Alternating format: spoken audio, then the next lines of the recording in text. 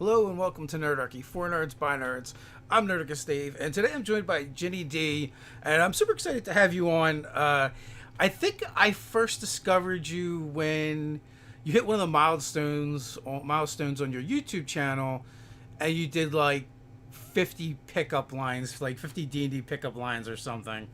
Yeah, that Ridiculous. was wild because I had just hit 50,000 subscribers, so I did 50 D&D pickup lines to celebrate, and that video ended up doing so well that I gained like tens of thousands of subscribers in a matter of weeks. And everyone was like, "I thought you said you just hit 50K. Like you're at 75. I don't understand what's happening." And I was like, "I don't understand either." Why are you lying to us? Yeah, it was crazy. It's a good problem to have. It was a great video. Your cosplays are amazing. Uh, Thank you. you know, I was most familiar with you from seeing your gestures, and I started looking at some of the other stuff like the centaur. And you have a lot of amazing things that you've done. What was the hardest cosplay or the one you're most proud of making? Oh man, I mean, I think the hardest cosplay question is sort of a challenging one because I have stuff like my centaur that was not actually functionally difficult to make. Like actually crafting the centaur was not hard. It only took a few weeks, and the actual techniques involved in it were not very complicated. But actually mechanically figuring out how to structure a costume that walks behind me was very challenging. So in that with that costume specifically, the mechanics of it and the sort of the brainstorm of the build was definitely the hardest costume that I've done. But the actual construction was not. I have costumes like, for instance, my Ciri costume from the Witcher video games was definitely one of the most complex costumes I've ever made and required the most techniques and the most actual hours of labor in terms of weathering and distressing, drafting and making my own custom corset and doing all kinds of handwork. I designed for a laser cutter to laser cut some acrylic for the belt. I was all over the place. That kind of costume is not nearly as popular as the centaur costume, but definitely one of the costumes that has taken the most hours. So, how much time do you spend crafting and crafting your cosplays? I think this might surprise people to hear because I label myself as a professional cosplayer, and that really makes it sound like I am spending the majority of my time either making or wearing costumes, but that's totally not true. I would say that in general, I'm only spending, depending on the costume, and there are some months where this is different, but most months I would say I'm probably only spending 20 to 40 hours in a month actually crafting, and probably less than that in costume and on camera. A lot of what I'm doing is like more administrative and boring than that. Every time I make a costume, that costume then has to be, photographed, and then the photos edited, and then the edited photos need to be uploaded into my print store and watermarked and posted for social media and scheduled and all that kind of stuff. That ends up taking so much more time than the actual sewing. Well, yeah, anyone that runs a small business, especially one that's dependent on the internet, can definitely empathize and sympathize with you.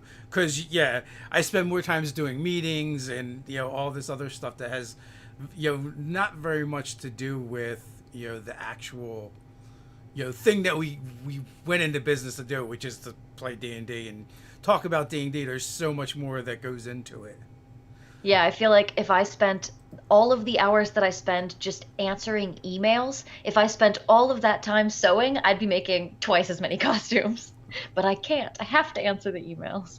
Yeah, unfortunately, there's definitely that you have to make the donuts. There's things that need to be, and they're not exciting and they're not fun. It's like, and also like you're a small business owner, so you like have the thing that's the core part of your business, and then it's like each part, like each piece of social media could be its own business in itself, its own job. So I think about that all the time. you end up doing like 15 jobs at once. Yeah, It's a it's lot like lot of I'm my work. accountant and I'm my social media manager. Well, thankfully I'm not my accountant anymore this as of this year, thank God. But I'm my social media manager, I'm my business planner. I'm all things: photo editor, video editor, I'm cinematographer, I'm on-screen talent. Like it's a lot. It's a lot to handle. Ugh. The accountant part is a sore spot for me. We've been using an accountant. We use an accountant from pretty much from the beginning, but My accountant spends every year yelling at me, basically. Oh So, no. and someone I've had a business and personal relationship with for a long time. So so we're too familiar with each other, and it's like having like your mom do your accounting. And so like every time it's like I get for 3 hours we just get browbeating about all the things we did wrong. I feel bad for my accountant already, and we've only done 1 year's worth of Yeah. taxes together. He's like asking me all these questions that normal people would know about their finances, and I'm like, well, that answer is really complicated and it's going to take 5 to 7 minutes to explain. But thankfully, he works with a lot of freelancers, so at Yeah. least like my stuff isn't quite as crazy as I think it might be to someone who doesn't already work with like independent photographers and stuff like that. People who he at least gets the small business stuff, if not the weird nerd stuff. Yeah. Well, that's a step in the right direction. Right.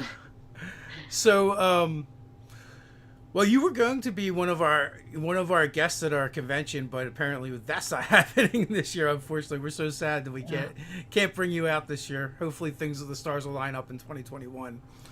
Uh, Yeah, it's sad. It's so sad how many events have been canceled. It is like, I mean, just a massive loss of community for everybody, I think. yeah, I mean, we were the month before that. We were supposed to do D&D in a castle, and like, Whoa. we usually do Gen Con and PAX Unplugged, and so I'm this year, extra sad about Gen Con. Last year was, I love Gen Con so much, and I had been telling my partner about it.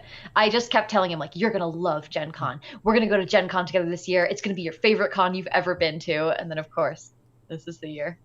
have you done PAX Unplugged? No, and this was going to be my first year doing it. I like had it on my calendar. I was like, everyone last year was like, you have to go to PAX Unplugged, and this was going to be the year next year, I guess. Yeah. Do you have regular conventions that you kind of hit every year? Yeah, I always do Denver Pop Culture Con, which is my local huge Denver con. I've been doing that since it started. And then I also have I mean this would have been my 6th or 7th year doing Dragon Con, which is like Dragon Con is a con where there are people I see there that I only see at Dragon Con. It's the only time I see them all year. Friends from other countries, friends from the East Coast who never do West Coast cons.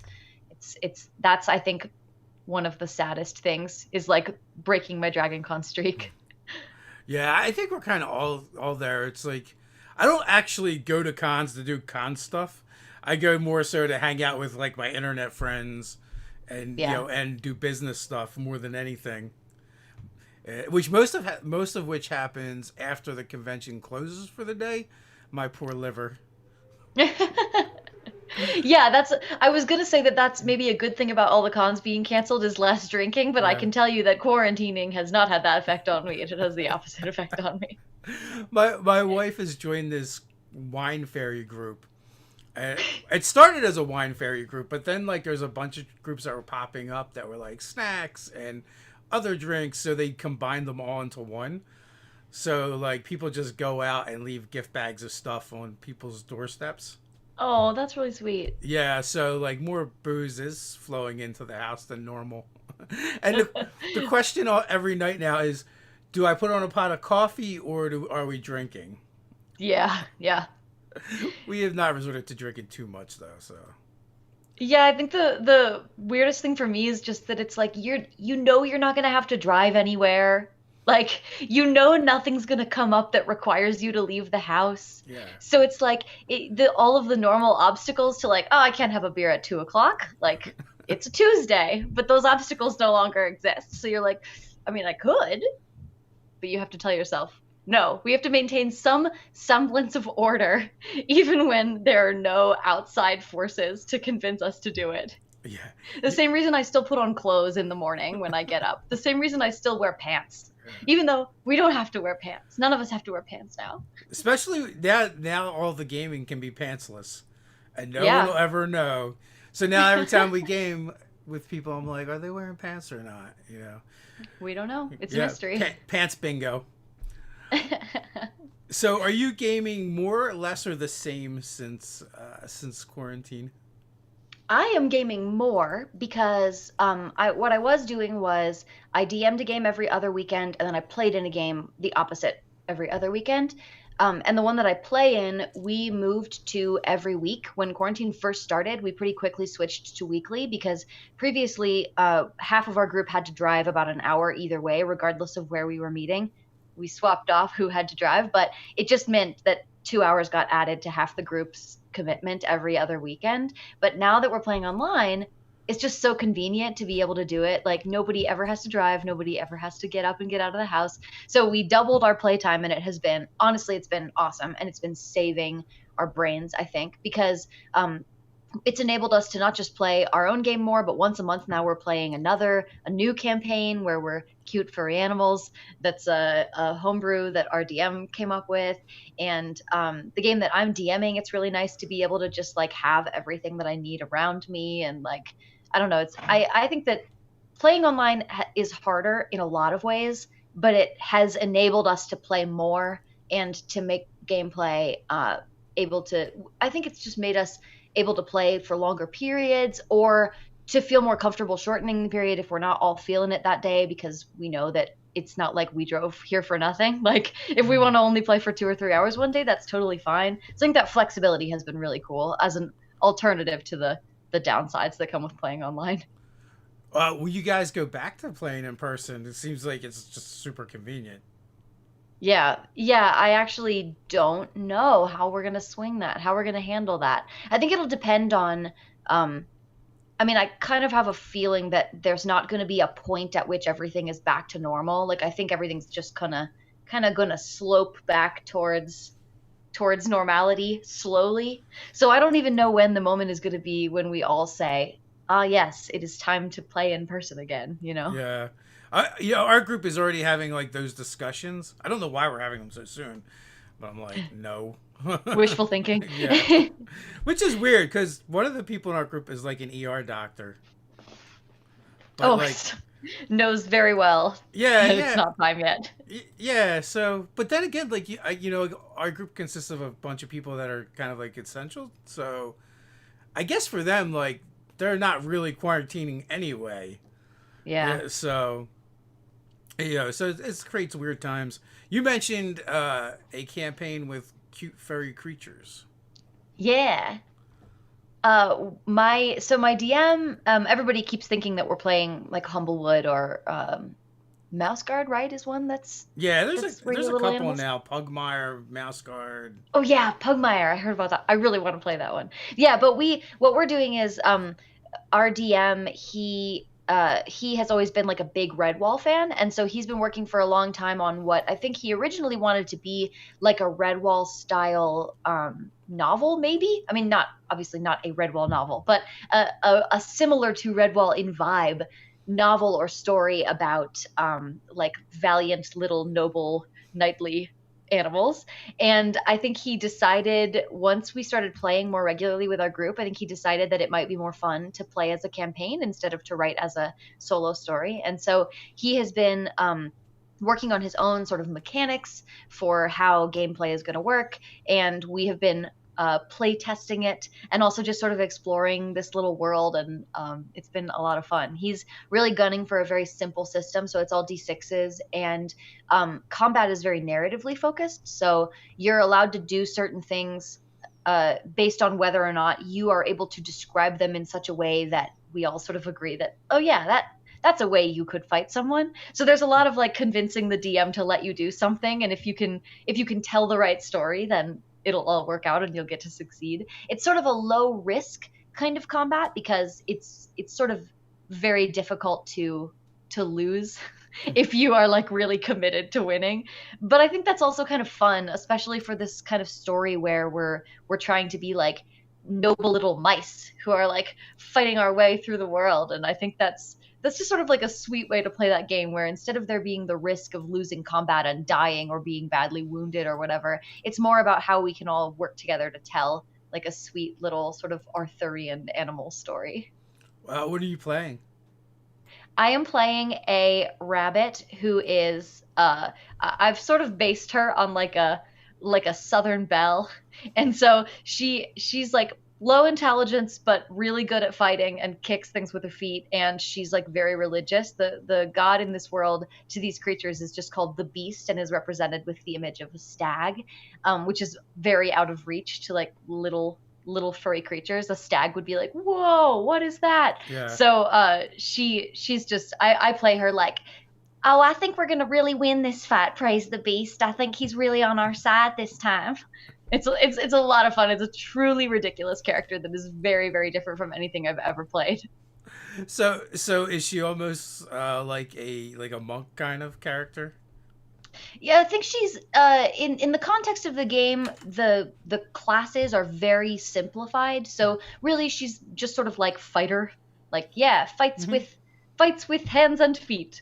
And there's like a few different kinds of weapon fighting that you can do. Like there's ranged weapon fighting, and then there's like a sort of a dex based sword and then a strength based sword, and that's pretty much it. There's like four classes, and I'm sure that all of this will change as we work through it and he continues to sort of process how gameplay affects what's going on. And we've already gotten to make some changes based on what is and isn't working, which is really cool. It's really cool to get to sort of see a system get built from the ground up while we play, having never experienced anything like that before. It sounds like fun. So what's the game that you're running? I am running. Oh man, it was a big mistake. Basically, it's my first time DMing a full campaign, and I just really bit off more than I could chew. I did. This is a very typically Ginny thing that I did, which is that I basically was like, DMing. I'll bet I can do that, and I'll bet I can do that really, really well because I bet I'll be good at it the first time and everything will be fine, which is like just sort of the way that I approach life. And I am often disappointed, but reach for the stars. So I went into it and I was like, I'm gonna do a whole homebrew D&D 5e campaign. I'm gonna create a whole continent with like all these countries and like politics and factions and history and like dramatic deep plots that connect everyone's backstories. And then we started playing and people were like, oh, we want to go to a shop. And I'm like, well, there's a marketplace. So they're like, great, what shops are in the marketplace? And I was like, oh crap, oh no, how does this work? What do I do? How do I do the granular stuff? So I've been like I spent I spent weeks and weeks like trying to figure out how to prep the right things and plan the right things, and then just constantly being confronted with my players asking questions that I had no idea how to answer. Really simple questions that I should have been able to answer because I was just thinking so high level and was not thinking about like actual moment to moment gameplay. And finally I had like a terrible, I haven't really talked about this because I'm kind of embarrassed about it. I had like a terrible session where I just felt like I had trapped everyone there with me. Like everyone was miserable and just waiting for it to be over. And like, why were we even all here? And why was I doing this to my friends? And like, why was I so bad at this? And I like closed out the session a little bit early and then like cried in the shower for 20 minutes about like what a terrible DM I am. And I was like, something has to change. I have made mistakes and I need to correct for my mistakes. And so I ended up, I switched us over. I basically talked to my players and I was like, I'm freaking out. I feel like I'm doing a terrible job. And of course, they all reassured me that I wasn't doing a terrible job. But they have to say that because they're my friends. So I basically was like, I need to backtrack on this, and I need to learn a lot more about DMing before I take on something this huge.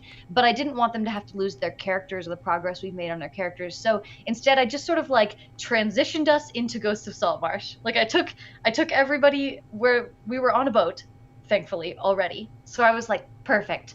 The boat is going to Saltmarsh, and we're just gonna jump into this module and do that. And I'm gonna let people who know what they're doing guide me for a little while, and then hopefully learn from that. And maybe we'll return to the sort of overall plot line that I was thinking of, or maybe we'll just play through the rest of Ghost of Saltmarsh and just sort of like call that good. But it was definitely I bit off more than I could chew, and I have taken several backpedaling steps to try and account for it, and it's working much better now, I must say. We're I like 3 sessions into Saltmarsh. I suspect it's not nearly as bad as you think. I feel like there's plenty of times that DMs will run something and from personal experience and you think it's terrible, but your players still had fun, showing up, hanging out, and doing the thing. One of the best pieces of advice that I read, I don't know if it was from a Dragon magazine back in the day or there was this world builder kit that they came out with in AD&D, and it was just to like start small and build out. Like, so ever since I read that, it was like an epiphany for me. So I never make more than I think I'm going to need. Like, it doesn't matter what the kingdom to the south is if they're not going to go there. And your players will always Yeah. do that anyway. No matter what you think they're going to do, they're going to do something else. Yeah, you're like, I planned this adventure, but they want to go shopping.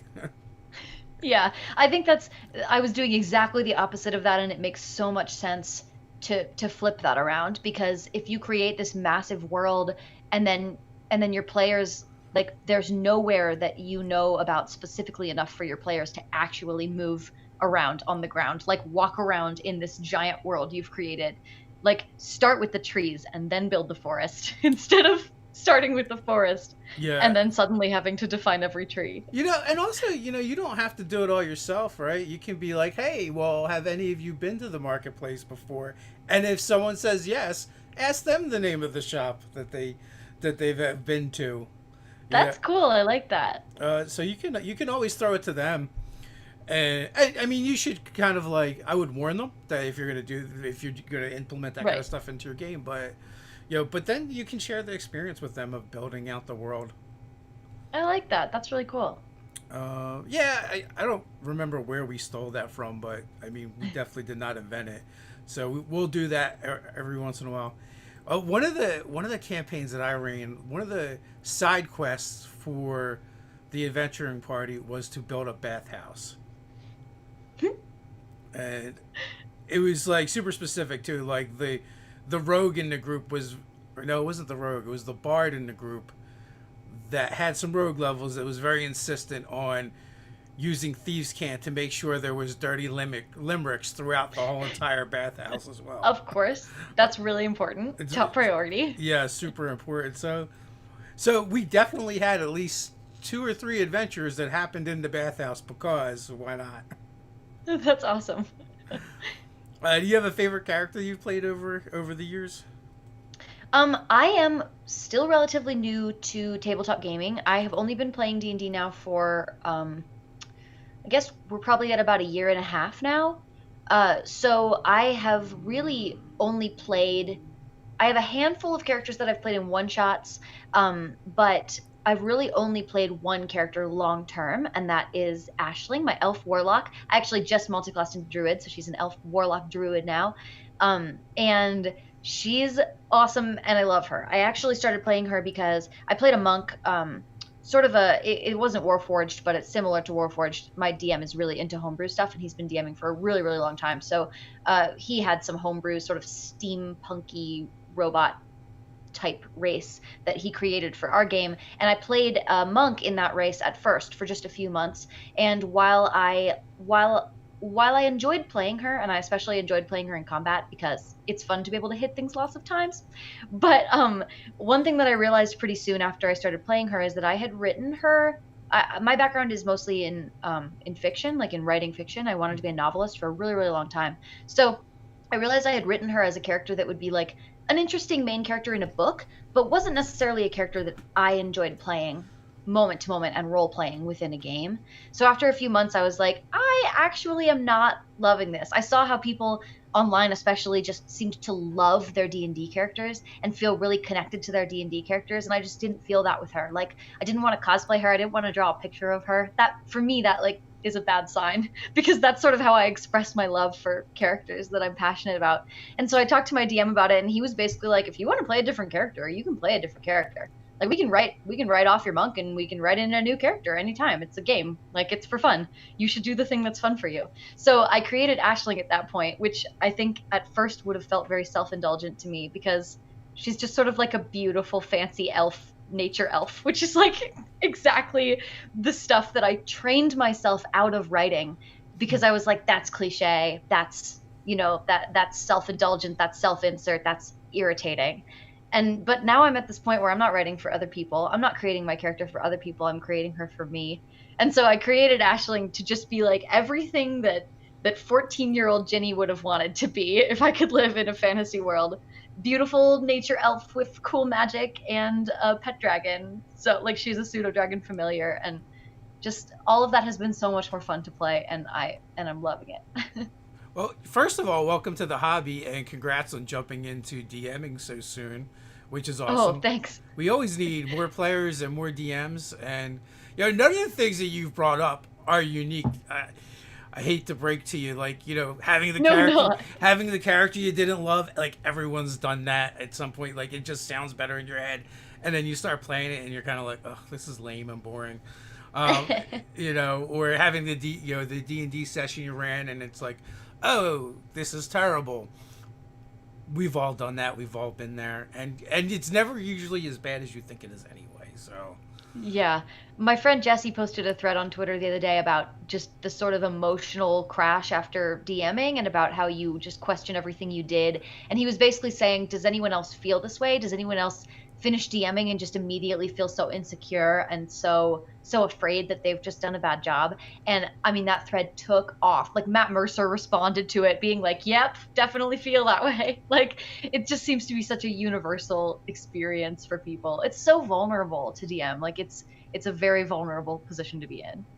like I've been playing this game for like 30 years, and I still like before every session get the the jitters, and then you start doing it, and then it's just like, oh, this is we're doing this thing we always do. It's not a Yeah. big deal. It's fun, and hopefully too, like you're playing the game with people that you're friends with. So especially if you're starting out either as a player or as a GM, so those people should be more forgiving of you than Yeah. like strangers. So That was a top priority with me when I started my game. Is I was like, I have to have players that I feel comfortable with because I'm going to mess up. Like even with my big dreams and my like big thoughts about what DMing was going to be like, I knew that I still was going to have a lot to learn and make a lot of mistakes.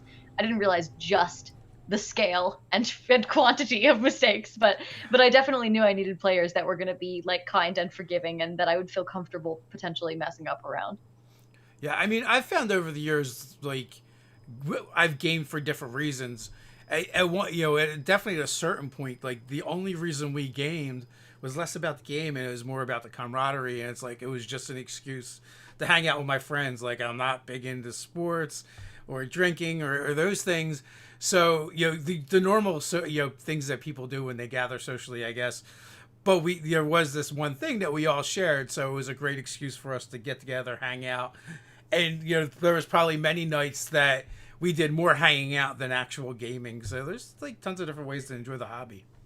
Yeah, I definitely feel like my partner and I have always been into board games, and we often have friends over to play board games, and we've been doing that for many, many years. And that's always been one of our favorite ways to hang out with our friends, but that's just sort of like a one-off. That's like having a party, like you bring Yeah. people over, you hang out, and then everybody goes home, and then you don't do it again until you go out of your way to make it happen again. And what I think is so special and so cool about D&D from my experiences so far is just that the people that I've been playing with week after week after week, playing this same game, we've just gotten so much closer, so much faster. It's just been such an intense catalyst to grow and deepen our friendships, which is so cool. That's just something that I think getting to see people regularly and participate in this like exciting passionate thing that we're all very invested in every single week or every other week is just such a cool way to get closer to people. I really enjoyed that. So since you brought it up, what are your favorite tabletop games that aren't RPGs?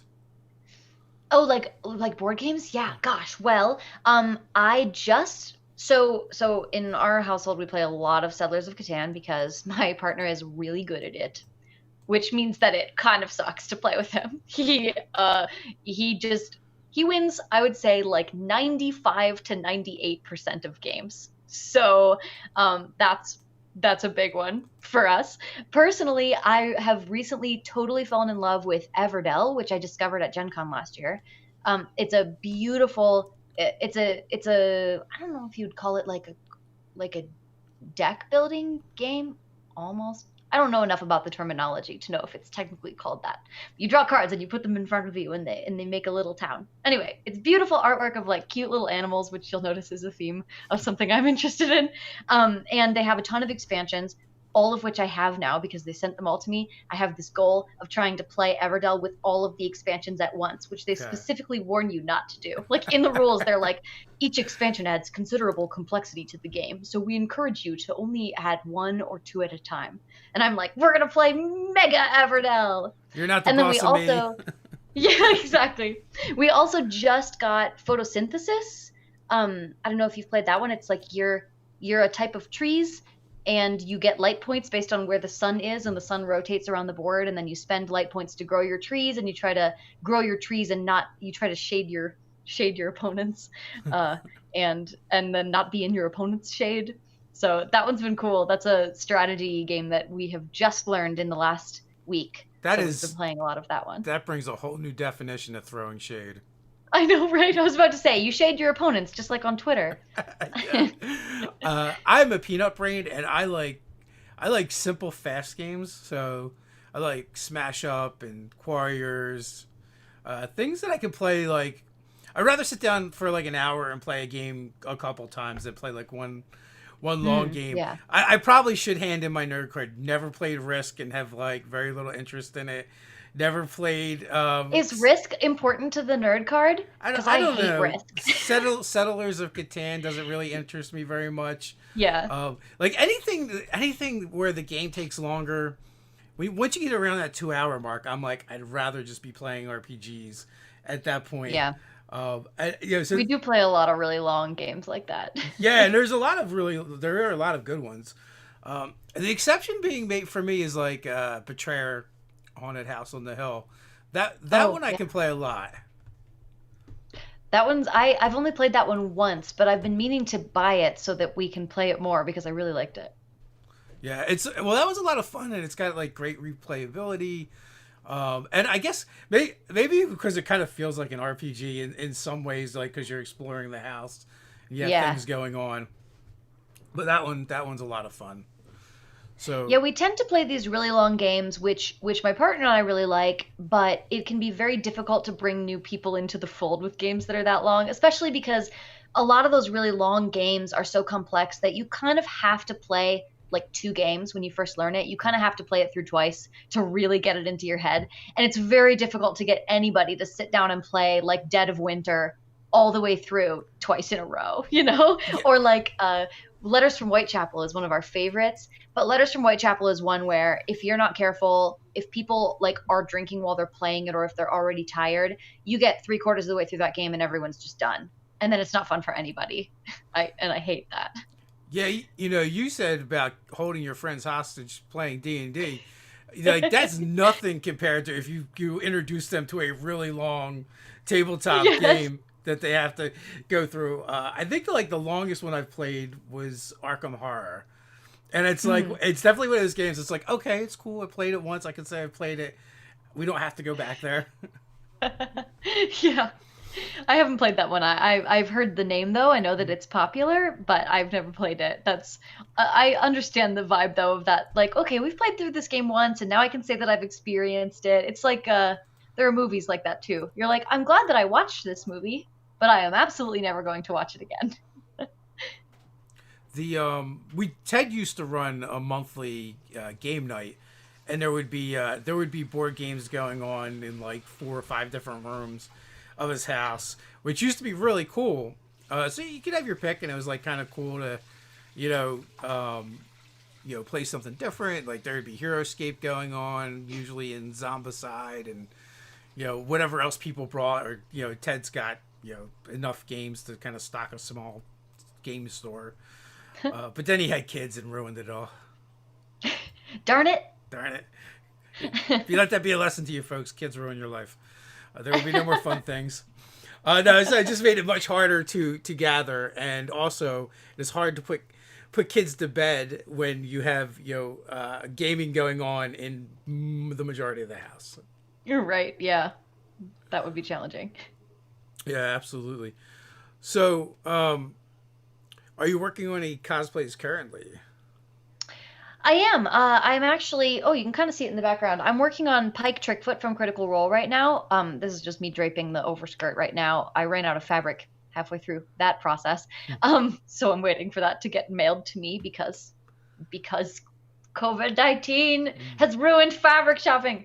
But yeah, I've been working on Pike. I actually started working on Pike last year, and I got so overwhelmed by armor because it's a costume that is it's some sewing but a lot of armor, and I am not an armor builder. This is my first armor cosplay. So I got about maybe 15% of the way into building the armor, and it was going fine. Like, it was actually going pretty well, but I just felt so nervous every time I picked it up that it just ended up being the kind of thing where I always chose to do something else instead of working on the armor, and next thing I knew I just wasn't working on the costume anymore. So I set it aside for a while, but I have decided that it's time to bite the bullet and figure out how to finish it. So I'm working on it right now.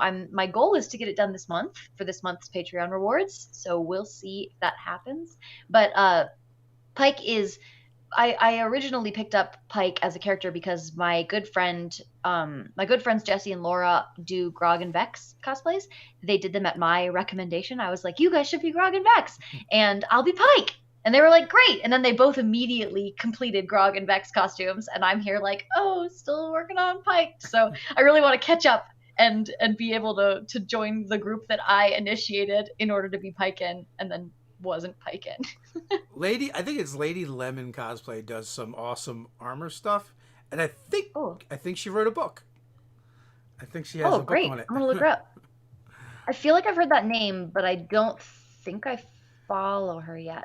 I will find her. I also may be using the wrong name, so that is always a possibility as well. I'll Uh, look her up. I have some Kamui cosplays armor building books in PDF form that I definitely like bought as part of a humble bundle and was like, mm. I'm gonna learn all kinds of stuff and just have not opened them. So this is maybe a good time to open those up. Yeah, the open rates on those humble bundles is depressingly low, but Oh, I fortunately, believe it, but yeah. I mean, unfortunately, they're usually for a good cause. So I was gonna say, thank goodness the money still goes to charity. So yeah, whether you open the PDFs or not, even if we're just paying to lie to ourselves about how we're gonna self-educate in the future. yes, perfect. Um, I had another question I wanted to ask you, but I completely forgot it because I have a peanut brain, unfortunately.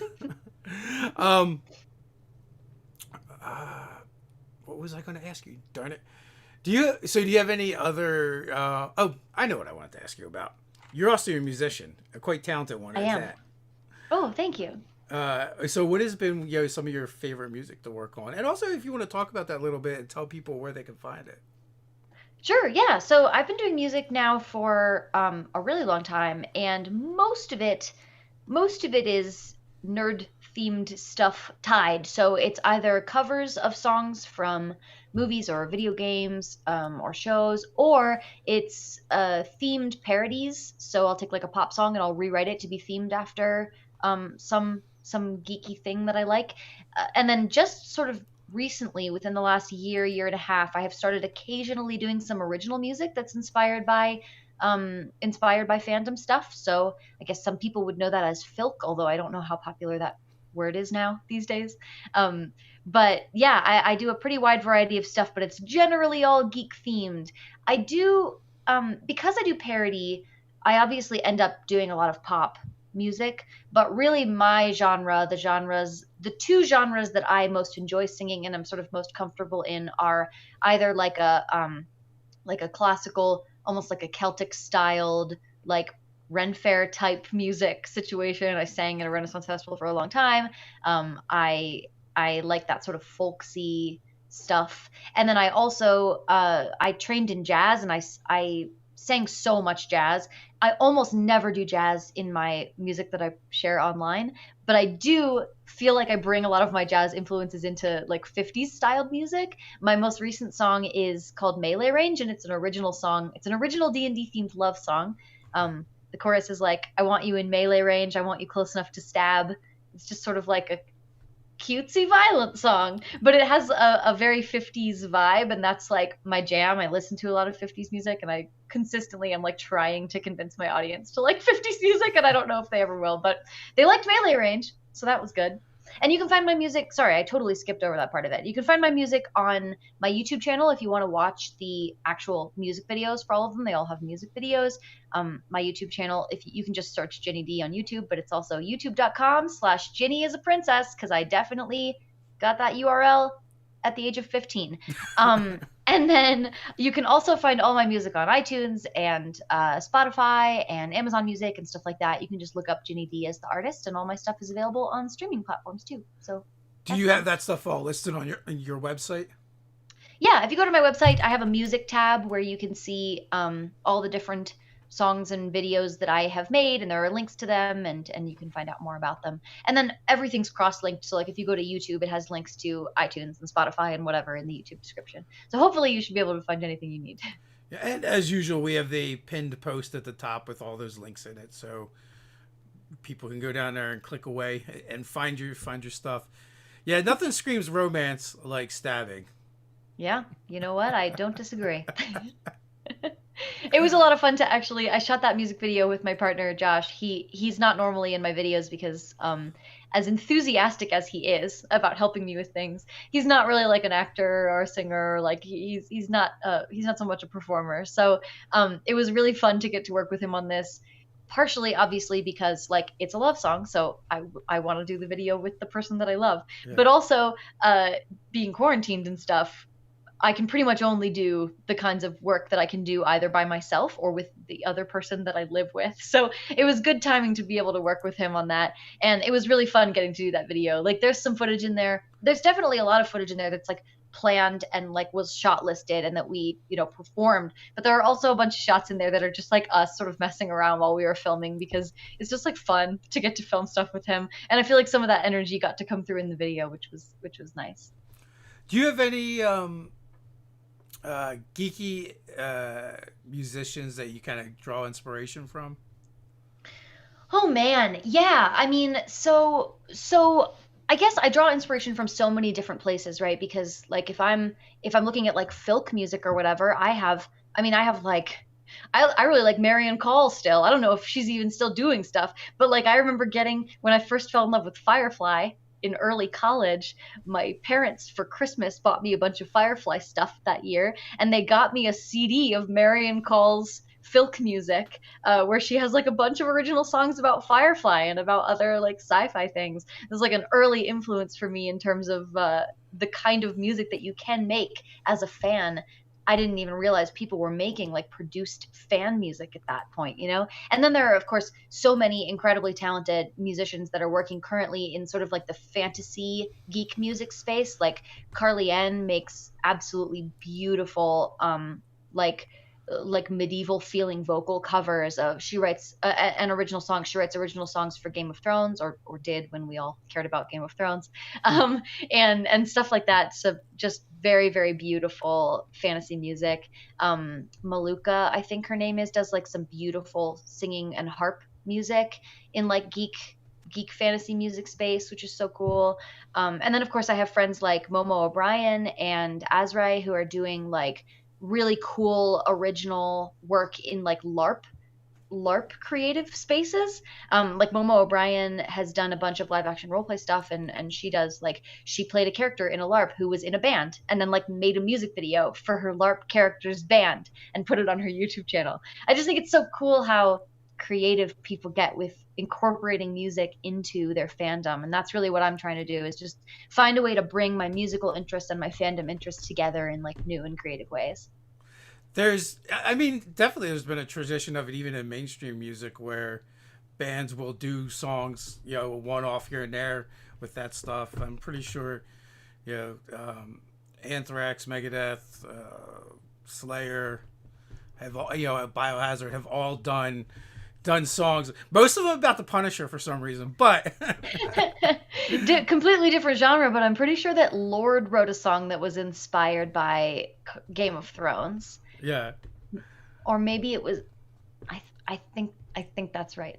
Somebody's gonna fact check me and tell me that I'm wrong. It's the internet, of course they are. Yeah. You've been YouTubing for a bit. I'm sure you're used to it by now. Yeah, well, I expect it but I don't know that I have ever stopped being annoyed by Well, there's that as well. it. I mean, I don't know. We've been doing our channel for like 6 solid years now, and we've got over 3,000 videos. So that means we must have Wow, tens of thousands of comments by now. And that once is upon a wild. time, I used to respond to every single one of them, um, which I do not do anymore because it's just I just look and it's just so daunting now. Yeah. It's like, I also feel like I used to do the same thing. I used to really reply to the vast majority of comments, which now is not only not possible, like without it yeah, taking all of my time, but also I think there's a lot of people who are not they're not commenting necessarily because they want to have a conversation, and a lot of times the comments are like not really reply toable. Like, am I just going to reply thank you to every single comment on yeah, YouTube and spend like hours doing that? I try instead to concentrate the time that I can spend replying to comments on the people who are like asking questions and saying things that really do like really could benefit from an answer. And I do I'll go down the row and like heart a bunch of comments because I do yeah, want to thank people for commenting on stuff, but like I think a lot of people are just trying to show support. They're just trying to be like, "Hey, great video. Thumbs up." yeah. Nah, you're absolutely right there. But I also feel like as when you're a newer YouTuber, you're just like, you're just impressed that people are even responding at all. So Yeah. Well, I think it's good. I mean, I have a lot of professional background in marketing, and I run a Facebook group called Cosplay Marketing where I help teach cosplayers and help cosplayers teach each other about how to grow their audiences and build a brand, and if they want to be a professional cosplayer, or even just make a little money maybe off of their cosplay. It's sort of just a space where when I first started the group, it was pretty taboo to talk about marketing cosplay. It was considered to be sort of like a, if you really love it, you'll just do it for the love of the cosplay. Don't sell out. I think that attitude has changed a lot over the last few years, but that group is really a space where we all try to help each other figure out how to apply the principles of marketing, which a lot of cosplayers have never learned because they're not professionally or educationally involved with marketing. But really, you do need to know how to be a marketer in order to build a brand and grow a business online. Um, Wait, I was going somewhere with this. Oh yeah, that I think it's really important when you're an up and coming creator, especially to really stay engaged with your followers and to respond to your comments and to talk with people, because I think people want to feel noticed and seen just in general. Everybody does, and if you comment on a cosplayer's work that you like and they respond to you and say thank you or ask you a question or engage in conversation with you, it makes you feel like, oh, this person saw me and noticed me and cares that I'm here. And it makes them more likely, I think, I mean, it's just a positive relationship on all counts. And it makes that person, that follower, more likely to want to stay engaged with your work because they can tell that you see them and that you care that they're there. And that's a good feeling. That's a feeling that I think everybody wants to get. So I always encourage up and coming creators to like really stay engaged with their comments and with their followers and stuff and make sure that people know that you appreciate them being there. yeah, and that all makes sense. It is definitely good advice. It seems like every hobby where you find ways to turn it into a business has that taboo. When we first Yeah. started in with Nerdarchy, and we started it as a business, and we're looking around at some of the communities, and we're like, oh, here's a really popular RPG YouTube community, but they actually loathe the idea of benefiting financially from the hobby. So we're like, oh, we just won't engage that community, and we will go to where we'll just create our own community where people are cool with it. Because we've always been very open and honest about what we're doing here. It's like, why should you work a soul sucking job for the rest of your life that you hate when you can do something you like? Well, and what I think is so crazy about this whole like, oh, you should just do it because you love it, not for the money, is I think that it just has this huge blind spot. That mindset has this huge blind spot where they want to be able to consume free content and they want good quality content, and they are going to critique the heck out of anything you make, even if you're a hobbyist. They're going to be like, oh, you didn't do a good enough job on this. I'd prefer if you did it this way. Why is your audio quality so bad? Blah blah blah blah. All this stuff.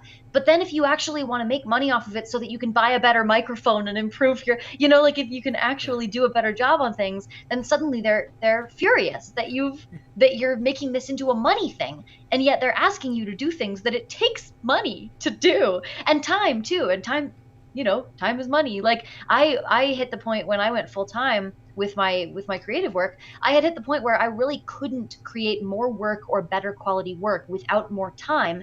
And the only way to get more time, two ways, I guess: stop sleeping or quit my job.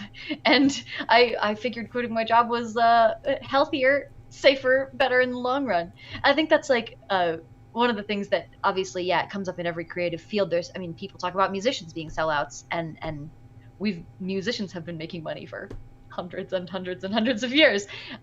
But we still have this taboo around it. And I really do think it comes just from this feeling of entitlement, like people feeling like they're entitled to get this really cool free stuff, but they don't want to have to think about how the sausage gets made, and they don't want you to make them think about it either. Yeah, I mean that's definitely true, and it's short-sighted, right? They don't understand the consequences of their desires. Essentially, like Yeah. if they all got what they wanted, the thing they love will just either go away, or the quality of it will be so low it becomes pointless. The Yeah. RPGs are terrible for this, because the RPG industry, like, people aren't paid enough to make a decent living. They have to have another job, or they just barely scrape by. And writing for RPGs is hard compared to just writing, because you can't, not to, not to crap on writing, but to be a game designer, you have so many more skills that you need to have than just the writing. It's just one component of it.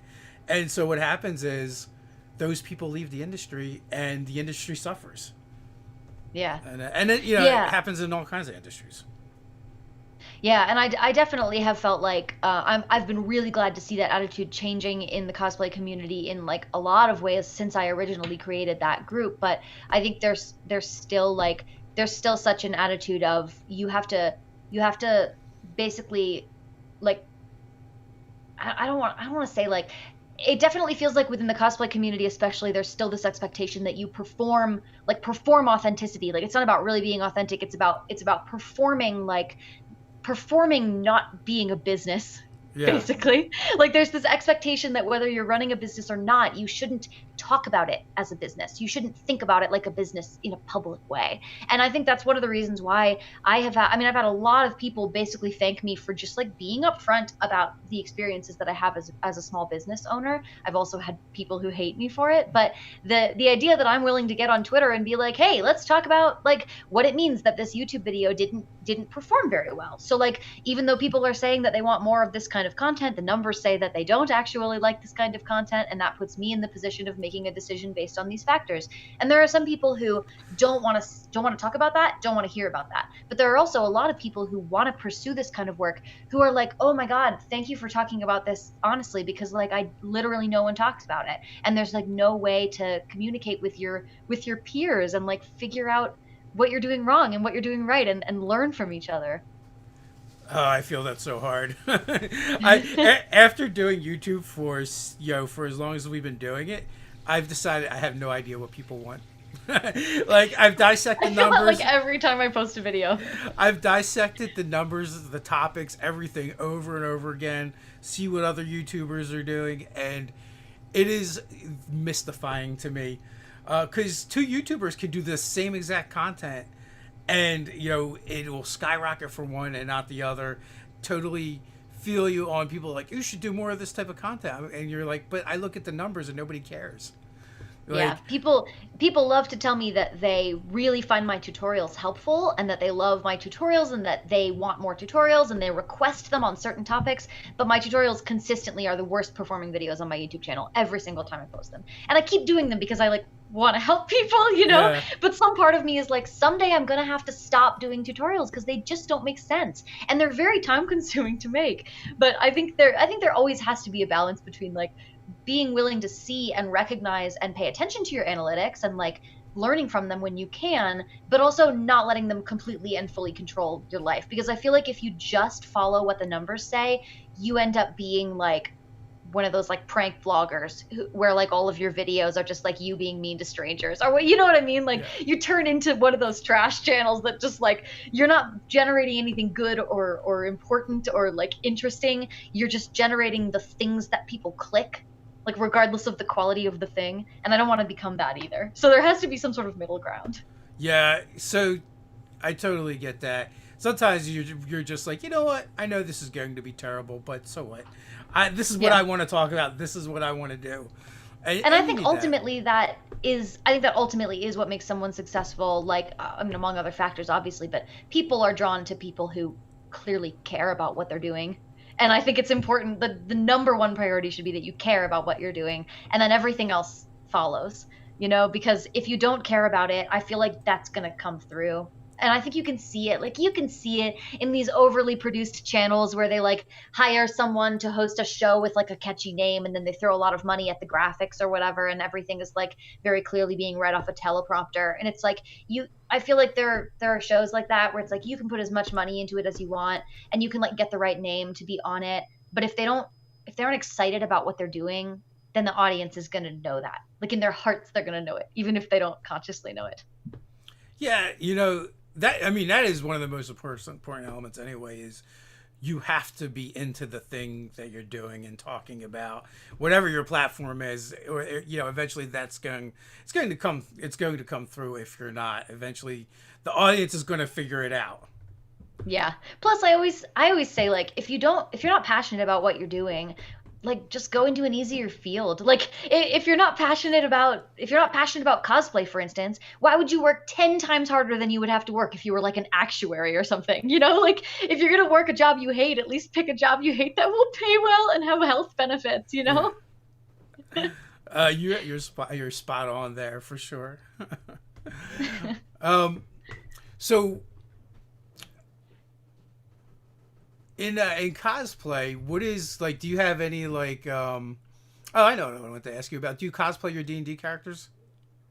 Yeah, I actually I have a cosplay of Aisling that is sort of in progress. It's a little bit bits and pieces from other costumes right now. I have a full design that I want to eventually like make all of the pieces, but I think one cool thing about cosplaying a D&D character too is that it's completely up to you what they look like and what they're wearing. And so unlike cosplays where I'm trying to mimic something that someone else has designed, with this I can choose to present her however I want, and she can have multiple outfits because real people have multiple outfits, and I can choose to wear it.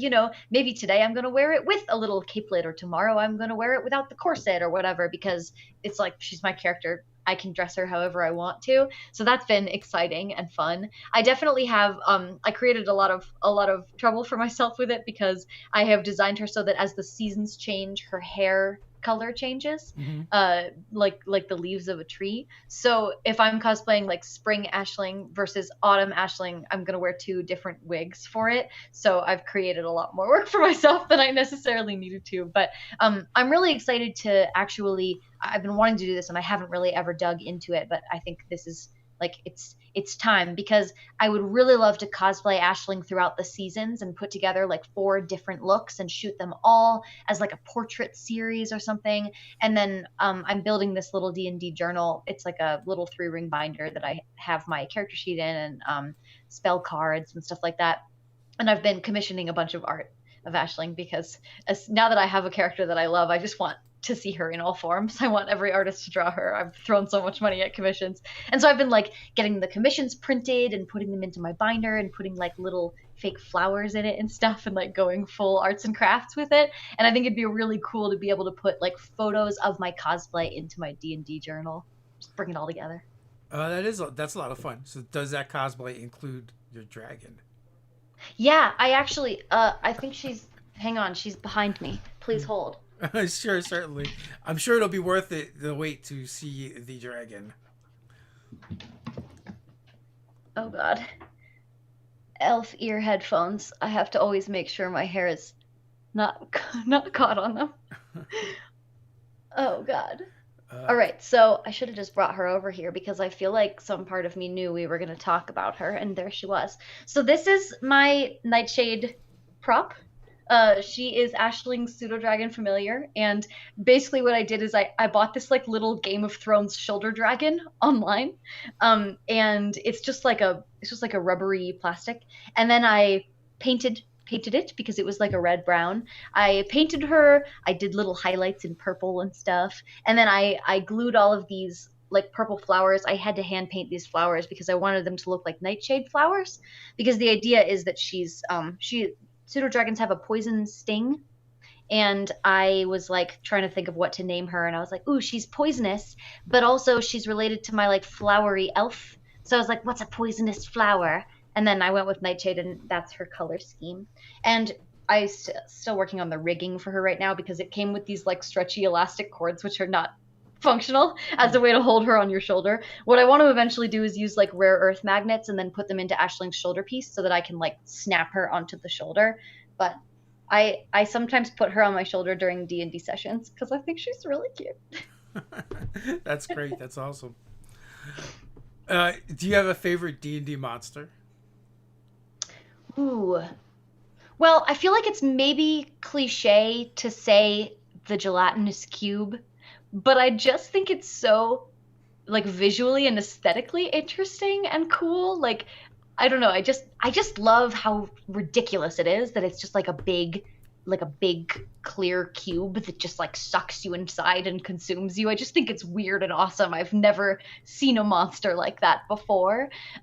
But that does not necessarily mean, I mean, that's a favorite in that like I think it's really interesting, but I have never fought one and have never thrown one at my players. So I don't necessarily have a good understanding of its mechanics. As far as like monsters that I've enjoyed using, like actually using in D&D, I reskinned an aboleth a little while back for some of my players, and that was like really fun. I like I'm still my players are still low enough level that I'm not necessarily throwing like big creatures at them that have like lair actions and like crazy abilities and like legendary actions and stuff like that. I haven't necessarily worked a lot with that yet because my players aren't quite at the point where they are ready to face those kind of creatures yet.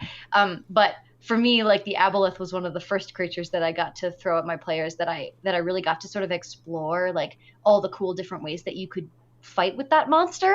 I'm so used to playing monsters that are just like, and I hit you, and then I hit you again with a weapon, and like that's it. So it was fun to get to try something that has like more interesting features. So instead of cliche, I would say iconic for the gelatinous cube because it is such a Yeah. fun monster, and there is definitely fun ways to use it. You said reskin a aboleth. What do you mean by reskin, and how did you Oh, reskin I it? just like I didn't call it an aboleth, and I made it. I had it living in the bottom of a well, like at the bottom of a well. So I called it the well dweller. Uh-huh. And part of what I've been doing, I sort of pulled this from the DM that I play under because he's really good about he'll build off of an existing D&D monster, but he gives them their own. He picks their name and their like physical description just out of his own brain. So he'll use the mechanics of an existing creature so that it all works properly. But it prevents people like me who are like I DM on my own. I listen to Critical Role. Like I have a fairly broad understanding of a bunch of different D&D monsters, so it prevents me from like knowing what we're fighting and potentially metagaming it. Because if he tells me, "Oh, you're fighting, you know, X specific D&D creature," it's possible that I would know, "Oh, it's weak to this kind of thing," or "Oh, it has this ability." And even if I don't mean to use that to change the way that I play, I really like that I never know what we're facing. Like I am just as mystified as my character is about how these monsters are going to interact with us. And I liked that, and I know that I have a few players. One of my players is DMs his own game and has like an incredible robot memory for D&D information, and there's definitely a part of me whenever I am trying to like surprise them with something or sneak around them in some way where I'm like, Jesse's going to know what I'm doing. Like he already knows about this. And so I think being able to do things like just change the way that it looks and the way that you describe it but keep all of the mechanics is like a good way to make sure that you don't accidentally allow your players to metagame around you. Yeah, and it's a great GM tip is just reskinning existing monsters and The only thing you really change, like you said, you just give them a different name and describe them differently. But mechanically, it's just this, just one of the standard monsters, and that does leave your players trying to figure out what they are, and they have no idea. I mean, and it can be, and the mechanics to the monster can be really simple. It just happens to do what you want it to do. Yeah. I've had a lot of fun with that. So on that note, we are just past the hour mark. Any final words before we head on out? Oh, well, thanks for having me. This has been a lot of fun. I have not gotten to I feel like when I talk about D&D on things, it's usually like people asking me questions that are sort of like geared towards people who have played a lot of D&D, and I end up just sort of being like, "Oh, I'm so new to this. I don't know. I'm still figuring it out." But it was fun to get to sort of talk about like my like beginner D&D experiences, and then hear your feedback too, as somebody who's been like playing D&D and DMing for like such a long time, that like we have completely opposite experiences of D&D here. But it sounds like a lot of the experiences that I'm having are pretty universal, and like there's, it also sort of shows me like a light at the end of the tunnel thing that's like, hey, guess what, these things may still keep happening, but you're not going to cry in the shower so much maybe in a few years. Yeah, yes to all of that. There's But no need to cry in the shower. I mean, I don't know if we'll ever stop crying in the shower. It's a very convenient place to cry. True that. Well, thanks for coming on. I really appreciate you being here and hanging out with me. And for everyone else, till next time, stay nerdy.